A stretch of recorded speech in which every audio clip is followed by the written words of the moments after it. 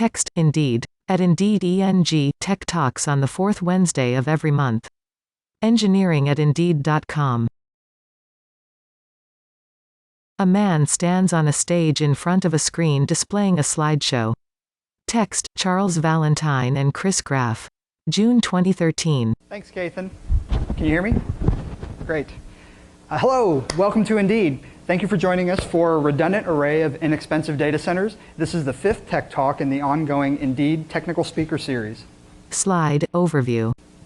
My name is Charles Valentine. I'm the VP of Technology Services.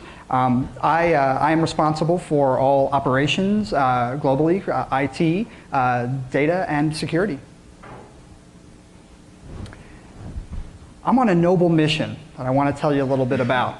I help people find jobs. We all know what it feels like to look for a job. This is what motivates me every day to make sure that Indeed has the newest jobs on the site within minutes, and that we're there when you need us. Indeed is the Google for jobs, and my goal is to make sure that job seekers know that if you can't get to Indeed.com, there's something wrong with your internet connection, because Indeed.com is always available and always fast. Slide, Indeed, a bullet point list. Over 100 million people are using Indeed every month to find a job in over 50 countries and 26 languages around the world.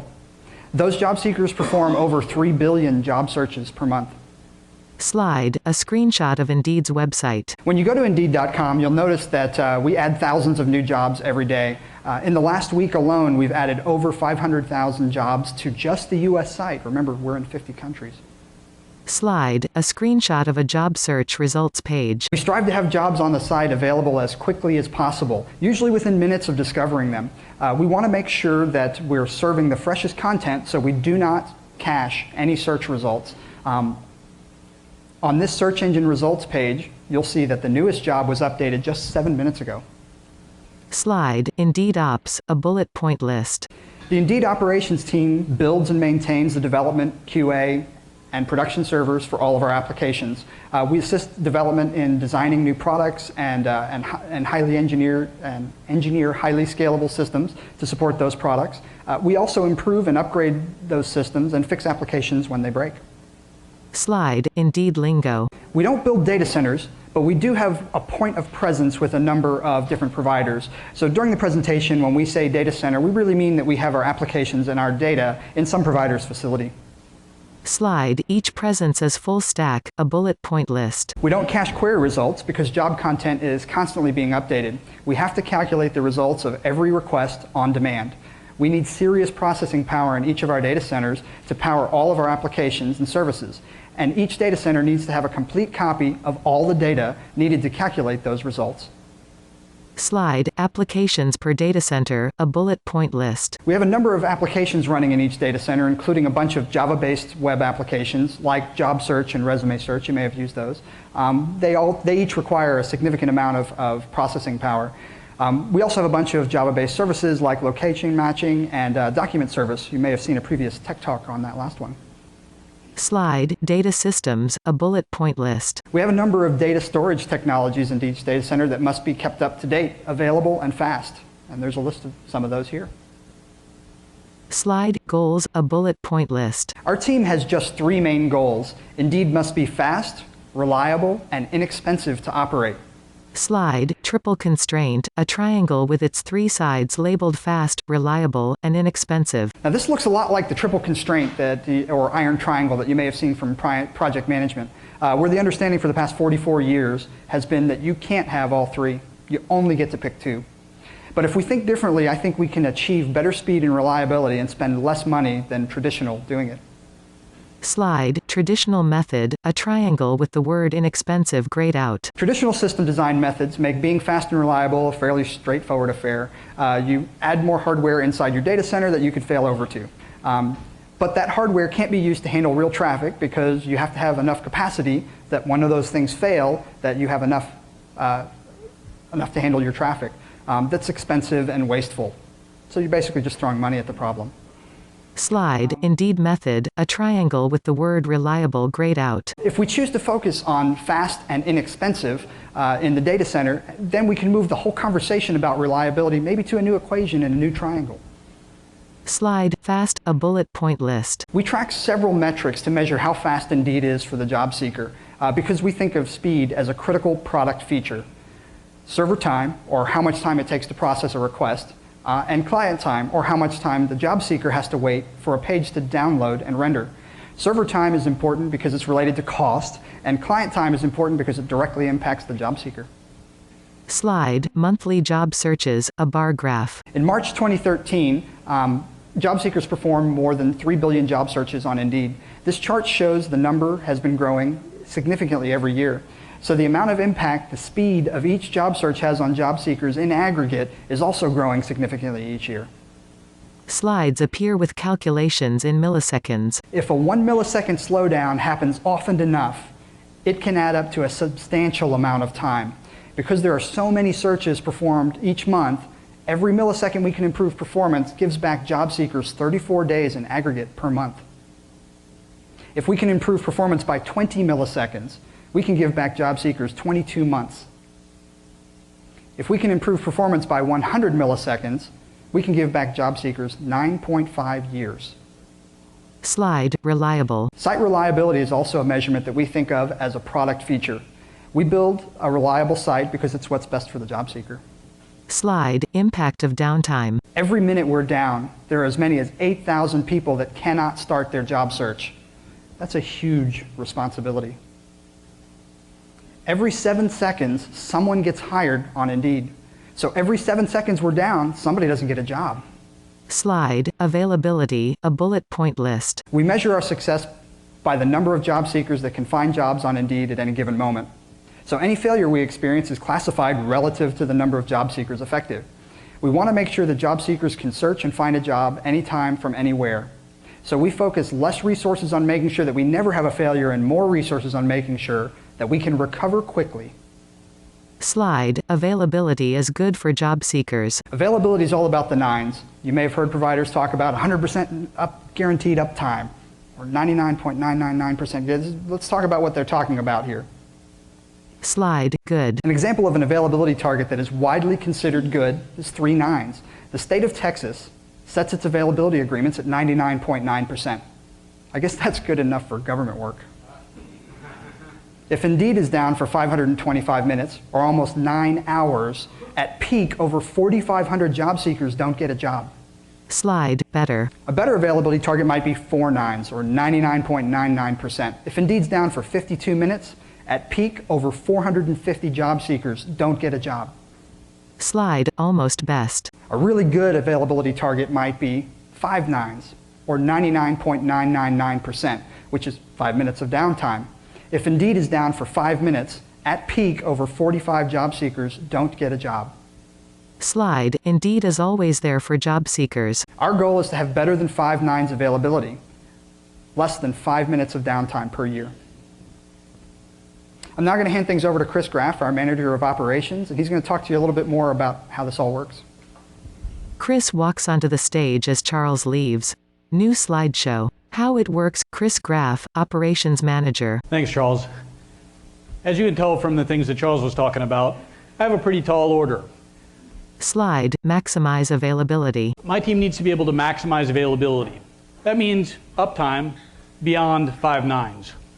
We have to do that with no downtime, scheduled or otherwise.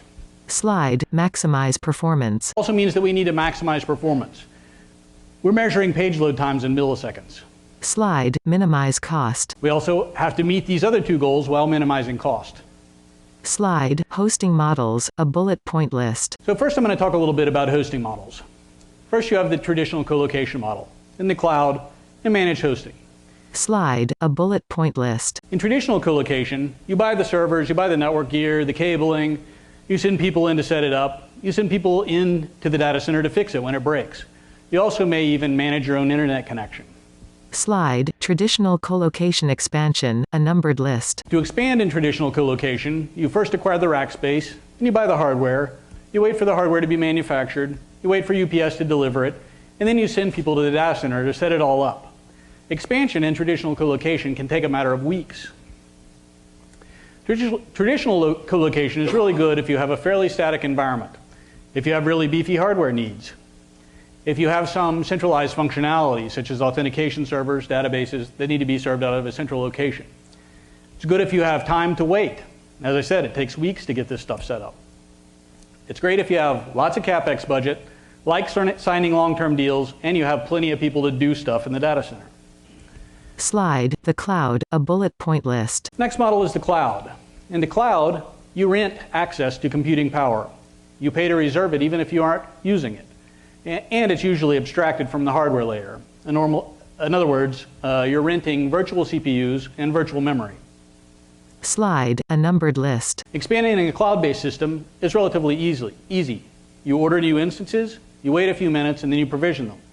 Expansion can be done in a matter of minutes. The cloud is great if you have significant, unpredictable changes in load, which require you to expand quickly. It's bad if you need all your instances to be available all the time in order to keep them fresh, because it ends up costing you more. Slide, managed hosting, a bullet point list. Third model is managed hosting. In this model, you rent hardware from a provider. The provider buys and hosts the servers, the network, etc., and the provider deals with hardware issues when the hardware breaks. You see some logos here of some providers that offer managed hosting solutions. Slide, a numbered list. Expanding and managed hosting is relatively simple. You order new servers, you wait a few hours in some cases, and then you provision them. In most cases, expansion takes a few hours. Indeed uses managed hosting. We find that it's least expensive for us overall. It gives us the benefit of having access to real bare metal hardware, and it's agile enough for our needs, and that we can expand quickly. Slide, a numbered list. So, how about the steps for taking managed hosting beyond 5 nines? Relatively simple, right? You find a provider, you sign a contract for 100% uptime, and they guarantee 100% of your revenue, right? No. Slide, providers guarantee availability. So, if you take a look at the fine print, and this is true about traditional colocation, cloud, managed hosting, anytime you look at a service level agreement, you'll find that it guarantees some percentage of uptime. Slide, SLA, a list. So in most cases, brief outages aren't considered outages. For example, you may find that outages lasting less than 30 minutes are not counted against 100% SLA. In that example, having one 5-minute outage per month takes you below 4 nines. If you have 2 25-minute outages per month, that takes you below 3 nines. And the provider can still call that 100% available. Slide, SLA, a list. You may also find that scheduled maintenance is not covered by an SLA. If you have a 1-hour maintenance each month, you're now below 3 nines, and the provider can still call that 100% available. Slide, SLA credits don't cover your business, a list. So the accountability to the provider is to reimburse part of your hosting fees if they fail to meet their SLA. You get a refund for the services, not for the lost business and lost customer confidence that you incurred during the outage. So providers lose your hosting fees, but you lose your revenue. We had an event last year where one of our facilities was down for 18 hours. We hit the break-even point at 10 hours because we had accrued enough 5% credits for each 30-minute period of downtime. However, an 18 hours of revenue for us would pay for 4 months of our global hosting operation. So 100% isn't really 100%. Hosting is complicated. Any single data center is rarely 100% available. Slide, core network problem. Some of the problems that can affect a single data center are things like core network problems. This year we had a bug in our core router with one of our providers. The bug was only exposed under a certain load. Once that load was reached, it shut off all internet connectivity, taking that facility offline. Slide, a numbered list. Last year we experienced a power outage in one of our facilities. The utility power was disrupted. The backup generators and UPSs kicked on, but they couldn't handle the load. The core network went offline, our servers went dark, and even after the power was restored, the core router did not immediately recover and had to be restored separately. Slide, power outage aftermath, a bullet point list. So the duration of the power event was only about 54 minutes. So we only qualified for one 30-minute segment of SLA credit. The recovery on our part took about 12 hours because there was some corruption from these servers going dark and caused some problems with the disks. So for that 12-minute outage that we experienced, we received 5% of our monthly service fees for that particular facility. Slide, a picture of multicolored cables encased in a corroded pipe. You might have also heard of a BIF, or a backhoe-induced fiber failure. So these are so common that they have their own acronym. In this particular example, the backhoe didn't actually sever the cable because the fiber cables were encased in a steel pipe. In this case, the backhoe operator hit the pipe, found that he couldn't dig through it, and promptly hopped off of his backhoe, grabbed a steel cutting saw, and sawed through the cable in order to get it out of his way so he can continue digging. So these are the kind of problems that affect single data centers. So if you're in a single data center right now, you can definitely expect it to fail. Slide. Wet servers is also another problem. In 2004, there was a tornado that peeled back the roof of a AT&T facility in Virginia. This facility was hosting the only reason I know about it is because this facility was hosting the World of Warcraft beta servers for the East Coast region in 2004. And the servers got wet. AT&T considered the facility a total loss and eventually demolished it. Slide, other disasters, a bullet point list. So pretty much you hear of disasters all the time. Hurricanes, floods, earthquakes, fires. Generally, any major disaster that happens, you'll find not only hits a trailer park, but also hits a data center. So if you have all your eggs in that basket, they're gone. Slide. We need to provide better uptime than any single data center can provide. We can only get about 2 nines out of a single facility. We have to build something better. Slide, save a document to a hard disk. So the point of our talk is how we borrow the metaphor of hard disk RAIDing. So with a single disk, you save your document to the disk. Document gets saved, but if the disk fails, your document is gone, along with all the files on that disk.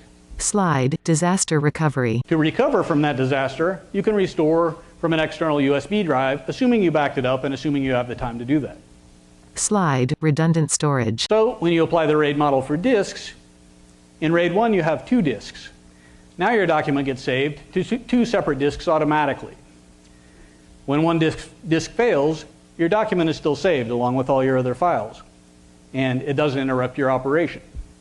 Slide, RAID. So when we take that model over to our redundant array of inexpensive data centers, we have job seekers. We have some job seekers going to data center A and some going to data center B.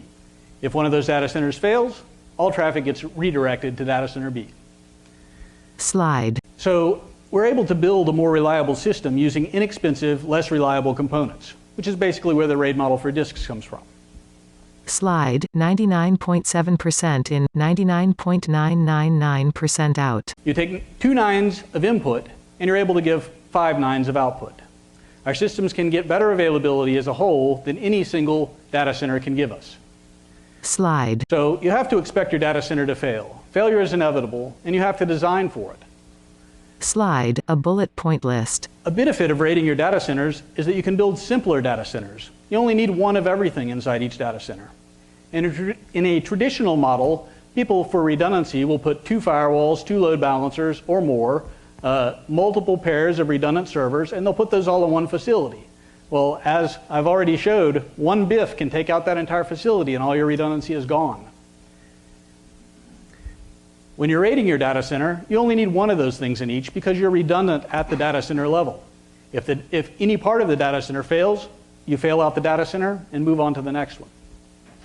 Slide, primary and secondary data centers, a map of North America with points showing locations A and B. So as an example, each one of our data centers is a primary, serves traffic for one primary location and is a secondary for at least one other location.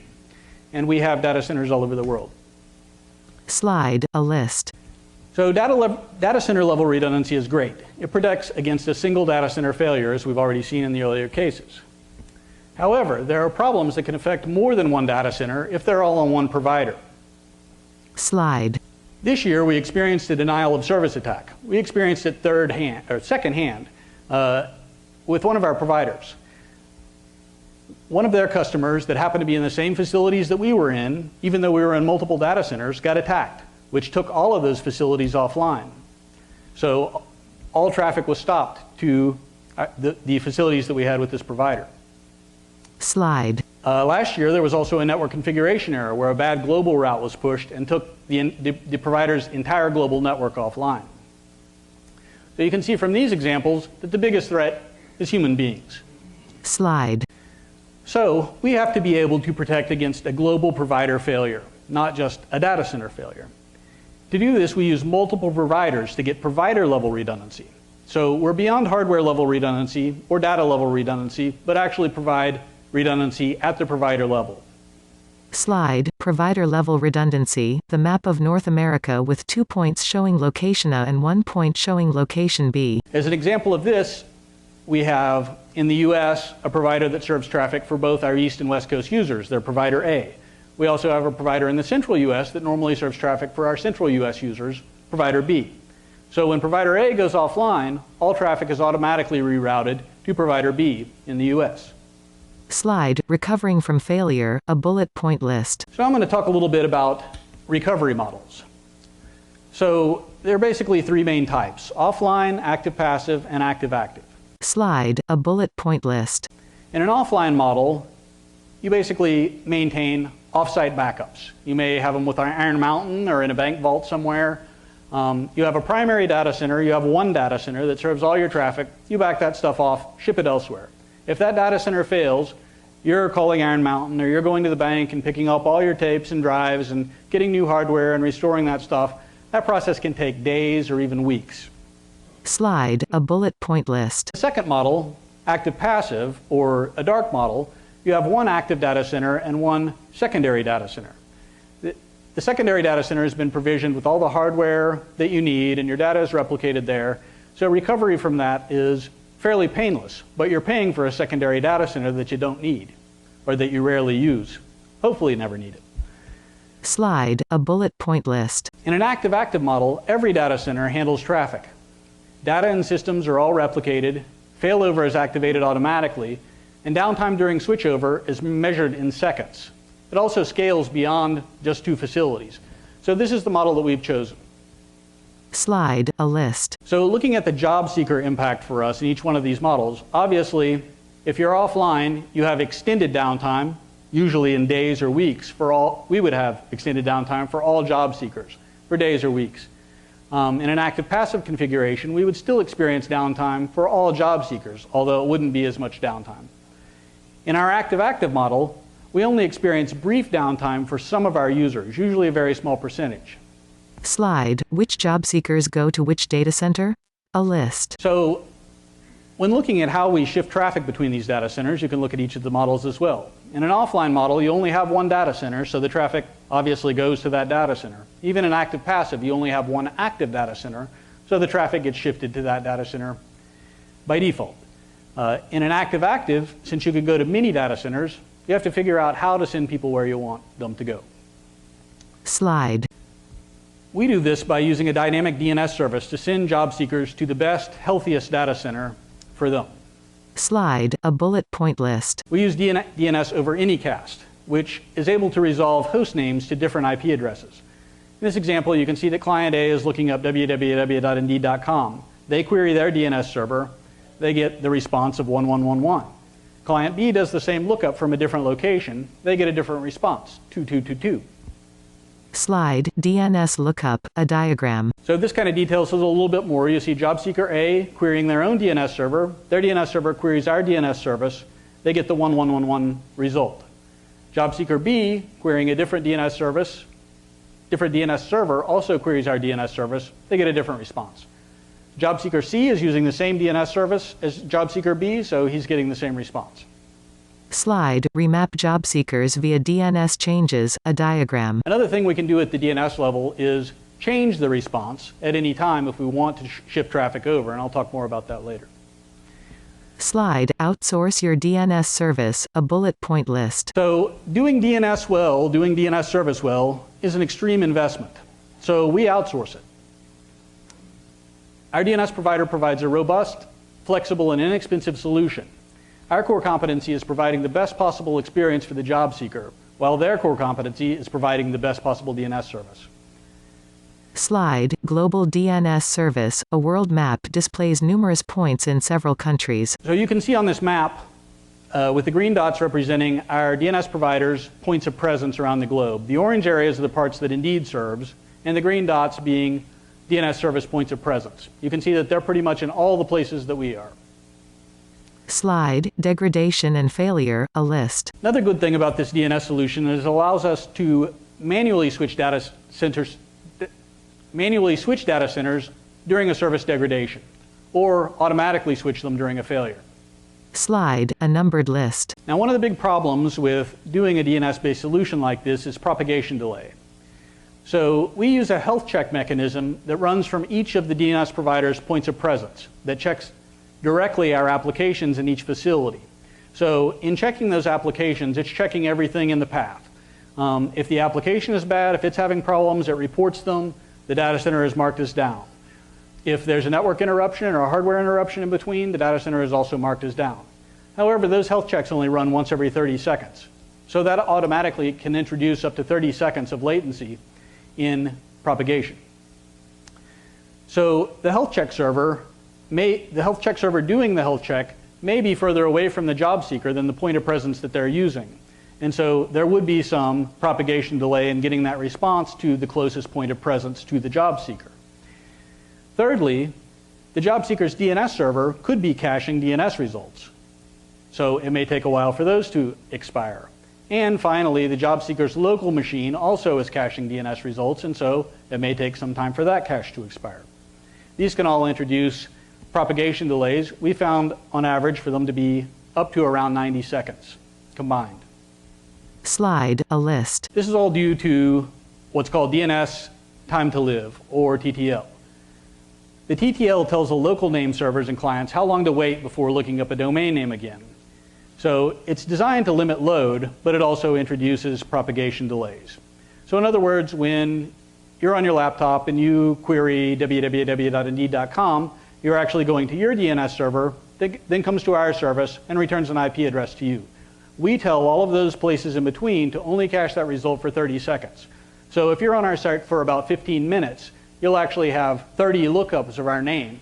And if we fail at any time during your session, you'll get a new IP address to find us. Slide. Another problem is that some clients and servers ignore TTL completely. We specify 30 seconds, but local DNS servers and even clients can choose to ignore it. Slide, impact of propagation delay, a graph. So here's a real world of an example of probably one of our worst outages. This happened last year. The blue traffic represents traffic to our European facility. The orange traffic is the secondary location for handling European traffic. You can see a complete failure of the primary facility represented in blue. This creates about a 90-second hole in propagation where no European traffic is being handled until it gradually switches over to the orange servers here, to the orange facility. Slide, 30-minute tail, a graph. You can see that the well-behaved clients switch over relatively quickly. But when the facility service is restored, you can see that it takes about 30 minutes for all the clients to drain from the secondary facility back to the primary facility. Those are the non-well-behaved clients. Generally, they're caching DNS results for up to 30 minutes. Slide, a graph shows two small orange areas among a larger blue area. Now, when we look at the big picture, this is the same outage. The blue represents our total traffic during that time. The orange is the failing European facility. You can see how the 90-second hole impacts our overall traffic. However, it only represented about 30% of our global traffic, so we were able to handle job searches for all of the rest of the world during that time. Slide, accepting DNS limitations, a list. So when we're thinking about these DNS limitations, we have to look at several factors. First of all, a complete data center failure like the one I just showed is extremely rare in our case, usually less than one per year. The limitation is also predictable. We know that it's not going to be any greater than between 90 and 120 seconds. If it were longer, we'd have to consider a more robust solution. In considering those solutions, we have to look at the cost. The cost to reduce that propagation delay is massive, and we'd rather spend our money on things that better affect the job seeker experience. Slide, remapping manually, a bullet point list. So back to the benefits. I talked earlier about being able to remap manually. This is very handy when we plan to perform data center maintenance. It allows us to mark a data center as down, let the traffic drain out of that facility, and then perform the maintenance. We can also use this if we're noticing non-critical performance problems, non-critical feature losses, or other degradations to the job seeker experience. Slide, data center redirection, a graph. So this graph shows an example of one of those cases. The data center that's shown in green was actually experiencing some higher than normal latency issues. So we chose to set it as down. You can see the traffic gradually drain off, and at the same time, it's moving over to both the orange and the blue facilities. Slide, Anycast DNS for performance. So another benefit of using DNS over Anycast is that we can use it for performance. It allows us to move servers close to the job seekers. The DNS service can give the IP address of the data center that's closest to the job seeker because the DNS service has their regions divided up in regions where we have servers. Slide, network hops. So determining the closest data center to the job seeker is done by checking the number of hops. In other words, the network path, the number of networks that traffic must pass through between the job seeker and our servers. Slide, count hops. The estimated shortest path is calculated, and the job seeker is sent to their closest network location, optimized for network distance. Slide, a map of North America with 3 points in the center of the U.S. So if we were providing data centers for redundancy only, we could have all of our data centers in a single region or even a single city. It would be easy for us to drive to a traditional co-location facility and set up 3 different facilities in Austin if we wanted to. However, that doesn't give us the best performance for the job seeker. Slide, fast for some job seekers, the same map with a circle around each point indicating range. When we draw circles around each of these facilities that represent 30 millisecond latency rings, you can see that the East and West Coast users are basically outside of those circles. Slide, data centers close to the job seekers, the map shows the 3 points spread across the country. Instead, we put data centers in each one of the regions. That way when you draw the 30 millisecond circles, you can see that all of the US is included in one of those regions. Slide, sent to the East Coast, a map of the U.S. with the East Coast and small areas of the West Coast glowing green and yellow, and the rest of the country covered in dark blue. So here's some actual data from one of our reporting tools. It shows a heat map of how our job seekers are distributed. The green, yellow, and orange are really high numbers of requests, while the bluer colors represent between 10 and 100 requests. So this map shows users that are being directed to our East Coast facility. You can see it works pretty well. Slide, the map shows the yellow and green areas spread out over the eastern half of the country. Central US is a little bit wider dispersed, but it's still picking up a lot of central US traffic. Slide, the map shows yellow and green areas concentrated up and down the West Coast. And then West Coast is mainly centered around the more population-centric areas. Slide, no downtime for data center replacement. So, as Charles is probably going to talk about in a little bit, we replace our data centers very often. We're constantly moving and rebuilding and changing out our hardware. Another benefit of our DNS service solution is that we're able to stand up a new data center with no impact. We do that by standing up the new facility and then gradually weighting traffic over to it while we watch for performance issues. Once all the traffic is drained over and out of the old facility, we can just shut it down. Slide, move West Coast hosting. A map shows 2 points on the West Coast. So last year, we were considering moving our West Coast facility. There were some features in a new facility that we wanted to take advantage of, but first we wanted to make sure that there was going to be little or no impact to the job seeker. So we ran a series of tests using real user traffic on a very small percentage of our overall traffic. It was millions of requests over a 2-week period. We sent sample traffic to both facilities. When we looked at the results, we found that it actually saved the job seeker about 20 milliseconds for each request. So we moved our facility. Slide, move European hosting. A map of Western Europe shows 2 points. Around the same time, we were thinking about adding a new facility in mainland Europe. We're currently in London, and the thought process was that we're on an island, and so we're having to traverse water in order for job seekers to reach our site from mainland Europe. We thought, well, if we stick servers in mainland Europe, we'll be closer to those job seekers and they'll have better performance. So we ran our same series of tests, millions of transactions over weeks of time, and we found that the mainland facility actually added about 50 milliseconds of latency. And so we didn't move. We didn't add the second facility. Slide, search engine performance, a table. So more on performance. There's a tool online called grabperf.org website that has several indexes. One of them is search engine index. And you'll find that Indeed.com is normally listed in the number 2 or number 3 slot behind Google as far as search performance goes. Slide, page load time, a graph showing Indeed with the lowest load time. Here are some page load times for some other major internet sites on the web. We normally come in around 500 milliseconds. You can see they increase. So now I'm going to hand it back over to Charles. Charles returns to the stage as Chris walks off. New slideshow, summary and results. Thank you, Chris. Thanks, Chris. Slide, a bullet point list. So the traditional scaling model is that you add higher capacity network equipment, redundant firewalls, redundant load balancers, bigger internet connections, redundant internet connections, and we just basically call this vertical scaling. Slide, a list. With RAID, you do horizontal scaling, where we only add capacity by adding data centers, we add redundancy by adding data centers, and we rent good data centers. They don't have to be the best data centers. Now that's important if you're going into new and emerging markets. There may not be a large provider in Australia that you want to use, maybe there is now, and other places like that. You get the choice of many of those providers. You can RAID too, and I'm going to tell you how. Slide, a bullet point list. Avoid using proprietary features. Be hardware agnostic. Be flexible enough to operate with any brands of hardware that provide the same basic functions.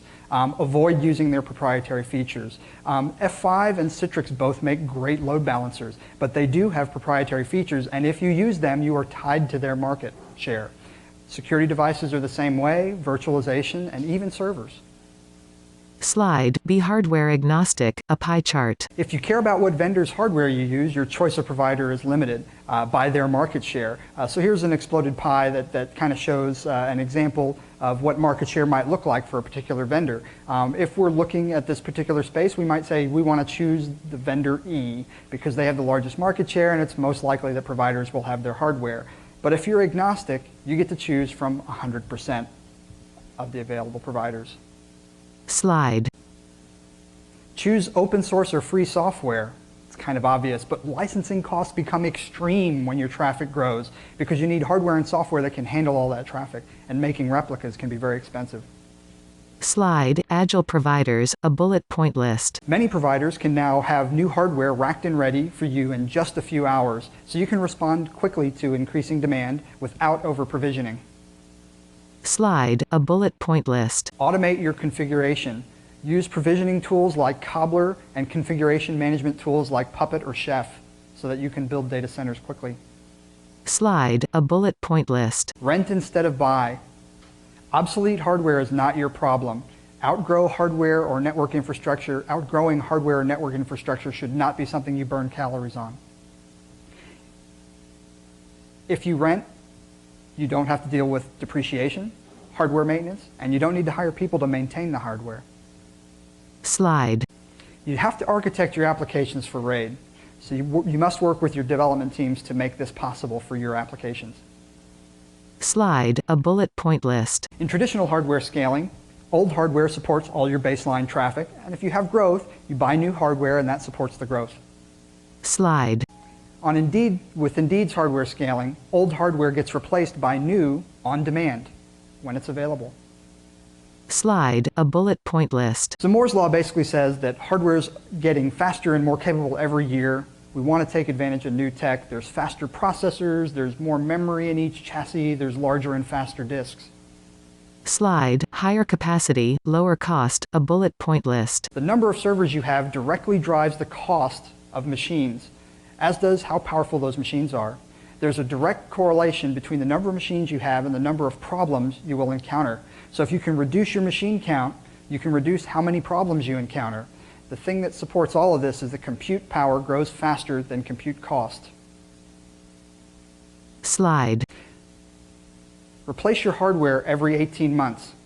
If you have managed hosting, You take into account Moore's Law and you raid your data centers, you can have new and more powerful hardware every 18 months. Slide, a bullet point list. Amazon EC2. So we're not against Amazon. We use it a little bit. Amazon is a single provider.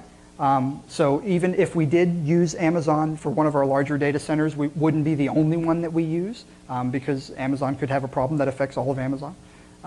We've done some calculations and found that it costs more for us to run 24/7 in Amazon. It's about 2 times the cost, and that's not counting bandwidth or midgress charges.